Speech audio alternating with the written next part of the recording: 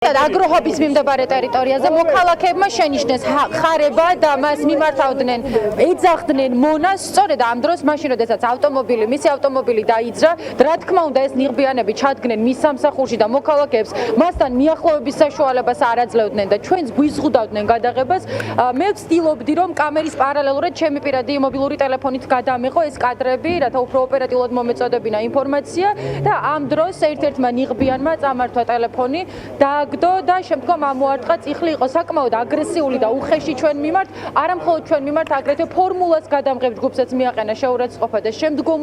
უკვე ცდილობდა რომ მათთვის მიკროფონი წაერთმია. ამის შემდეგ აქციის მონაწილეებს სიტყვიერ შეურაცხყოფას აყენებდნენ, პირდაპირ აგინებდნენ და ეუბნებოდნენ 1000 გვარ სალანძღავ სიტყვას და იყვნენ ძალიან აგრესიულები მათ მიმართ. და ეს ყველაფერი ხდებოდა ჩვენი თანდასწრებით, მათთვის არანაირი შემოფერხებელი ფაქტორი არ ყოფილა, მათ შორის არც ჩართული კამერა და არათუ ჩვენთან არ იკავებდნენ თავს, არამედ ჩვენ ვიყავით მათი თავდასხმის მთავარი სამიზნეები და მთავარი ობიექტები. მოკლედ დღეს კიდევ ერთხელ დავინახეთ, როგორ ჩადგნენ ეს ადამიანები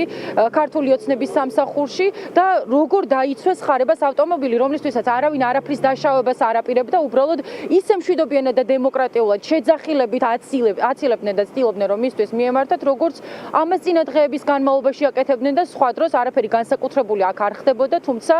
ასეთი მონური მორჩილებით გამოირჩეოდნენ, ზუსტად თავისუფლად შეიძლება ითქვას ეს ადამიანები ამ პროცესში და აგრესიულები იყვნენ აბსოლუტურად ყველას, მათ შორის როგორც უკვე აღვნიშნეთ ჩვენს მიმართაც.